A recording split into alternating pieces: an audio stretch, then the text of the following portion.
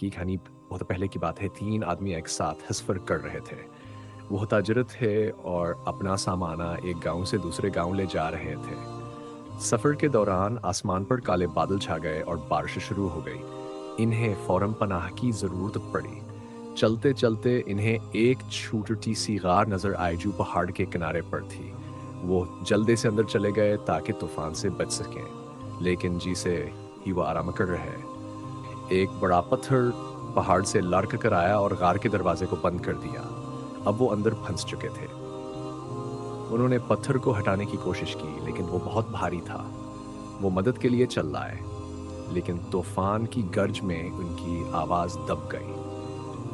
तब इनमें से एक ने कहा, हमें अल्लाह से दुआ करनी चाहिए और अपने सबसे अच्छे आमाल के वसीले से मदद मांगनी चाहिए।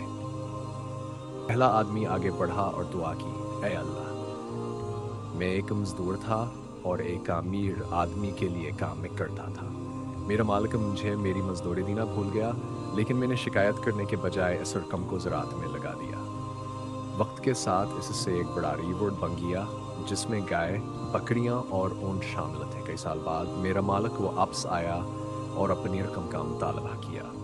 मैंने इसके माल से हासिल शुदा सारा रिवॉर्ड ऐसे दे दिया और खुद कुछ बहन रखा। ऐ अल्लाह, अगर मैंने ये काम खालिस तेरे लिए किया था तो हमें इस पत्थर से नजात दे। अचानक पत्थर थोड़ा सा हल गया, लेकिन रास्ता अभी भी बंद था। फिर दूसरा आदमी आगे बढ़ा और दुआ की, ऐ अल्लाह, मैं एक औरत से बेहद मोहब्बत करता था, लेकिन वो मेरी बीवी भी नहीं थी। मैंने इसे गलत रास्ते पर ले जाने की कोशिश की, लेकिन उसने इनकार कर दिया। बाद में जब वह गरबत का शिकार हुई तो मेरी मदद के लिए आई। मेरे पास मौका था कि मैं इसके साथ बड़ा सलूक करूं, लेकिन ऐन वक़्त पर मुझे तेरा खौफ महसूस हुआ और मैंने इसे छोड़ दिया। मैंने इसे ज़रूरत के मुताबिक रकम है दी, बगैर किसी लालच के। अल्लाह, अगर मैंने ये काम खालिस तेरे लिए किया था तो हमें इस पत्थर से निजात दे। पत्थर और ज़्यादा सर गया, लेकिन रास्ता अभी मुकम्मल तौर पर नहीं खुला था। अब तीसरे आदमी ने आगे बढ़कर दुआ की, ऐ अल्लाह, मेरे वालिदैन बूढ़े और कमज़ोर थे।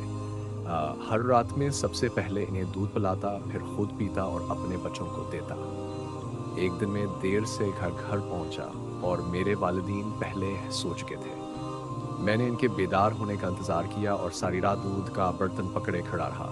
मेरे बच्चे भूख से रो रहे थे, लेकिन मैंने पहले अपने वालिदैन को दूध पिलाया।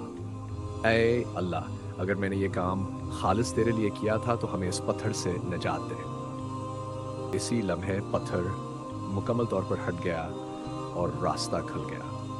तीनों आदमी बाहर निकले और अल्लाह का शुक्र अदा किया।